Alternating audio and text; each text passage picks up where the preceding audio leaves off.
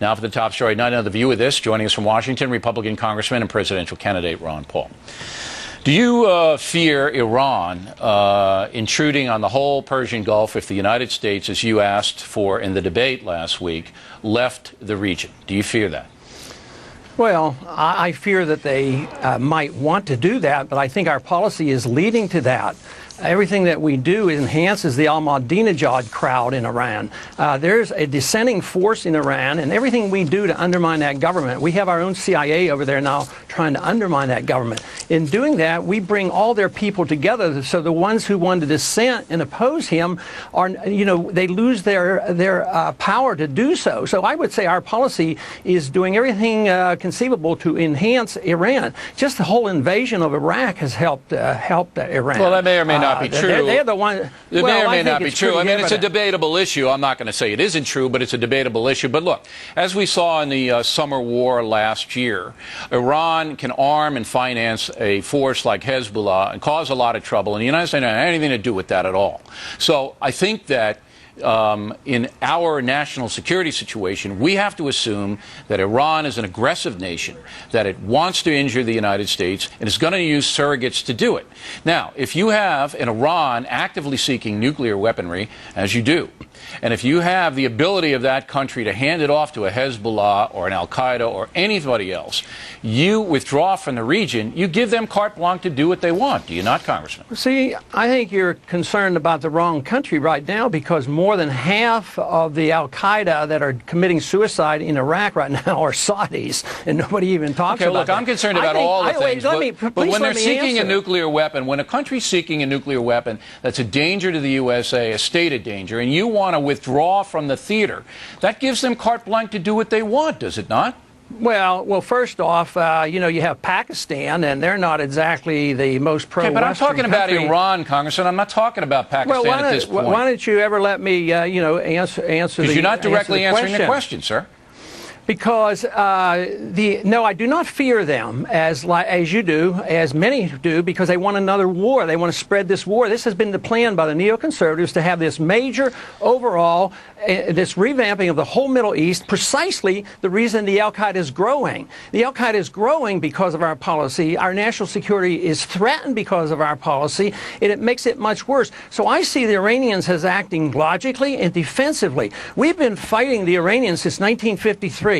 We overthrew their government through the CIA in 1953. We were allies with Saddam Hussein in the 1980s, and we encouraged him to invade. All right, so I just want to get Iran. we don't need a history lesson, but I do want to get this on the record. You have to understand. I do understand the region, man, but we don't have time to do the history lesson tonight. I just want to get this on the record. You don't fear Iran, even though Iran has demonstrated it can start a war, which it did last summer with its Hezbollah surrogates, and it stated that it wants to do damage to Israel, wipe it off the face of the earth, and is developing a nuclear weapon. And you don't fear them?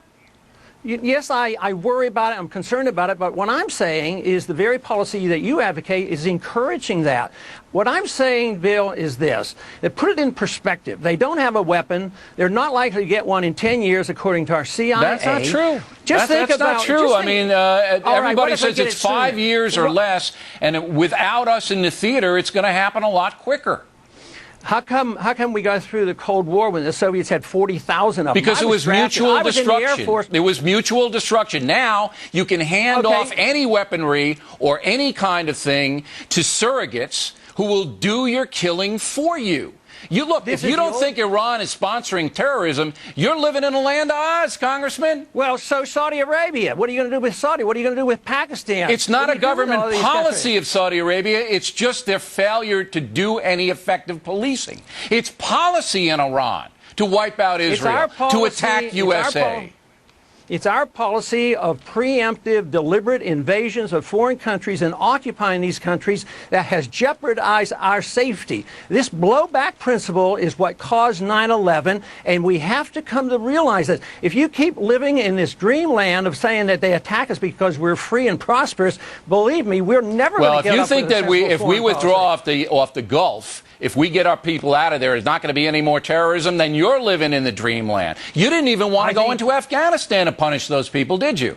You're wrong, Bill. You're wrong on that. I voted for that. So you be careful on your quotes. I mean, you're well, just in a debate, you said you don't want to be there. You don't want to be in Afghanistan. Well, they didn't do what we were supposed to. We were supposed to go after Osama bin Laden. We let him go into Pakistan. We didn't let him go anywhere. He escaped in there. That's war. That's what happens in war. Know. But what did we do? We went into doing exactly what Bush said he wouldn't do, into nation building. All right, let me do. I got one more question. We're in Afghanistan now, trying to have that country stem back the Taliban tide. Are we doing the wrong thing there?